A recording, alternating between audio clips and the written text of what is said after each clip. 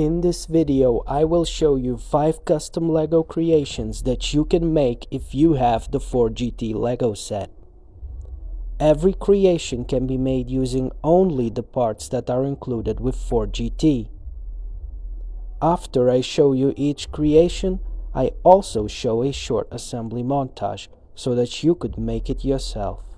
The first creation is a minifigure-scale 3-story lift. It works by turning the gear wheel, which pulls on a string. It goes up very smoothly. However, sometimes it can get stuck on the way down due to flexibility in the frame.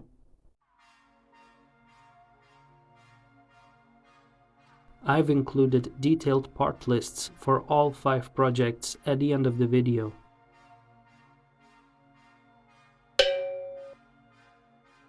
The minifigure can enter the lift from the front or back doors.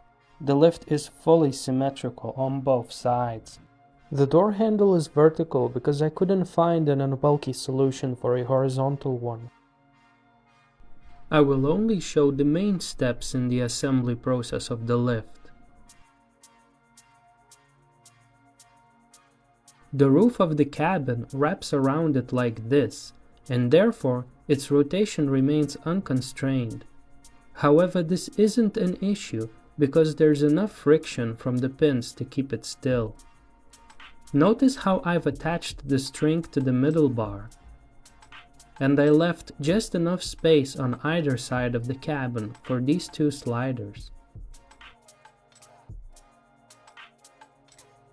The base of the lift structure has the main pulley mechanism attached, and the end of the string is sandwiched between the pulley gear and the axle. The second build is a small plane.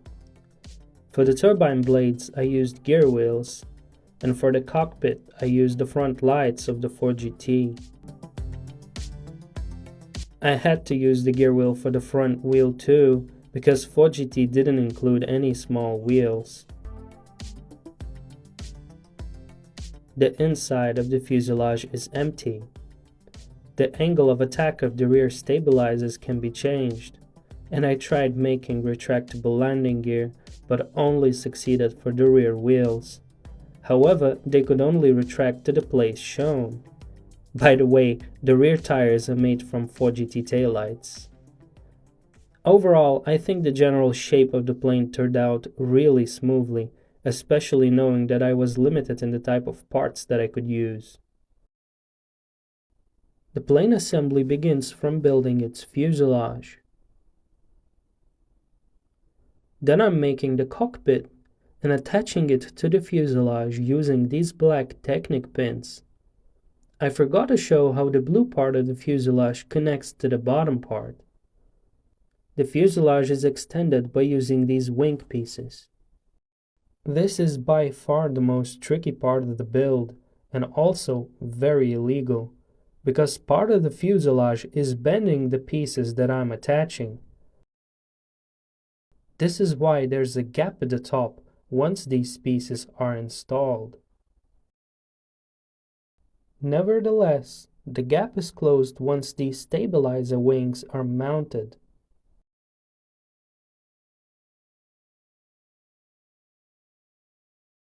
Next, I'm building the underside of the cockpit using some very illegal building techniques. And then I'm making the front landing gear. And I'm attaching it to the fuselage using an axle. For the rear wheels, you should use the gray pin. Black one has too much friction and doesn't rotate well.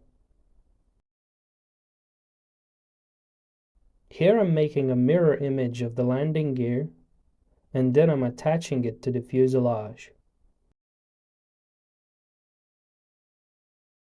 Lastly, I'm attaching what's supposed to be a turbine to the wing, and then I'm attaching both wings to the fuselage. These extra connectors are used to constrain the turbines longitudinally.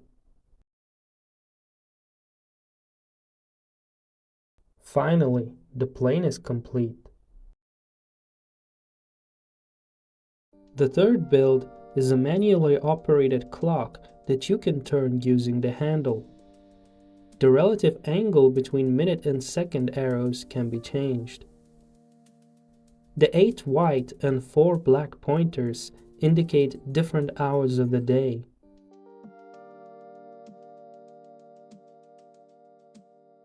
The bottom surface uses a really intricate pin connection that forms a star, and I use a bevel gear setup to operate a clock. Here you see how I use these 5 connectors as a backbone of the clock's frame. When combined with these Technic pieces, I can form a pentagon.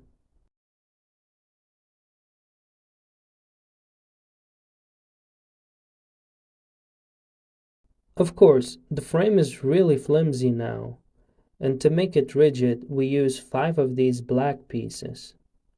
Putting it on is not that easy, because the black piece introduces some bending on the bright blue pin. Of course, the 5th piece is the most difficult to mount. This is used to secure the main axle, and it fits perfectly between these 2 holes. I've made these 90-degree shaped formations because I wanted to make a rectangle which will hold the different hour indicators. At the end of the rectangle, I deliberately left space because this is where we're going to attach the handle. I'm attaching the rectangle to the pentagon using these 2 blue pins. Finally, all that is left is to mount the axle.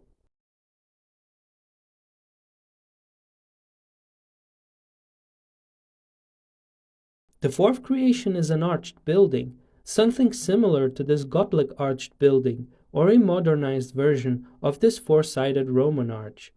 I think it could serve as a train stop if you decide to use it in your LEGO city. Of course, you will notice that the stickers of the turn signals of Ford GT remain attached to the arches, but I think they don't ruin the overall build much because they can be treated as night lamps in this case. The roof design is kinda cool because it has alternating blue-black-blue pattern, and it can be opened if more light is needed.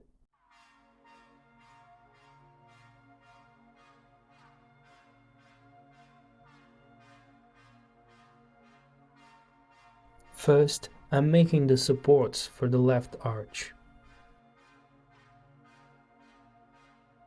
Then I'm attaching them to the arch itself and make a mirror version of it. Next, I'm building the roof.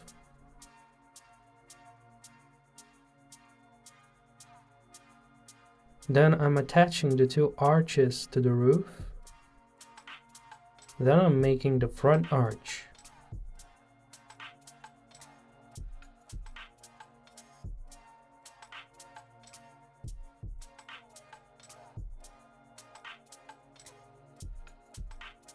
And here I'm building the last arch for the back side.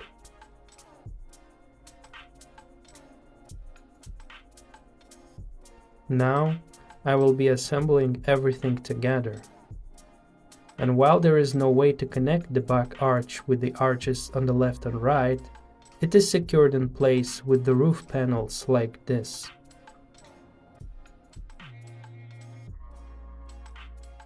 Finally, I'm attaching the front arch. Now this is a bit tricky because I've got to attach it to the roof and to the left and right arches using Technic pins.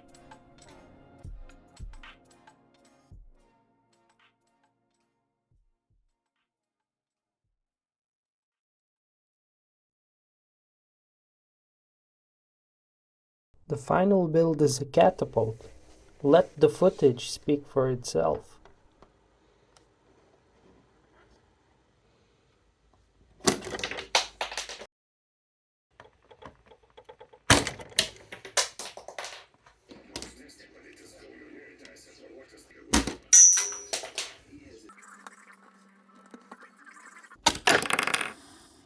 I'm using a winch to compress the springs and store potential energy. You can see that even the frame bends from all the stress that's building up.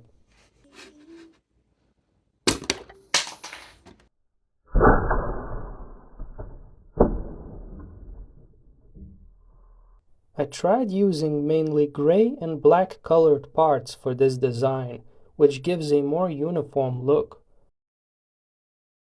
Sometimes it can be a bit difficult not to release the winch by accident, but I'm happy with how much power this thing has.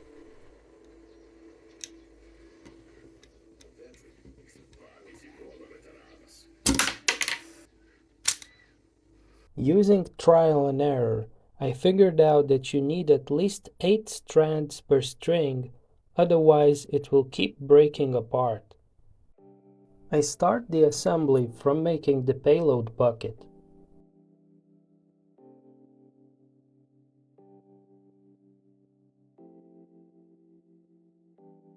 Then I'm making the winch holder, and then I'm building the connection of the springs to the frame.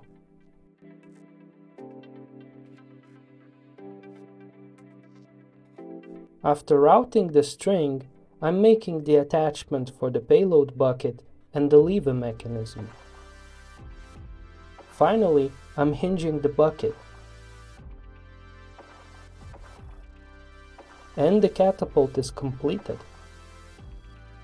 Here's all the parts that I've used in these builds, circled on the official Ford GT part list. If you liked this video, please consider subscribing.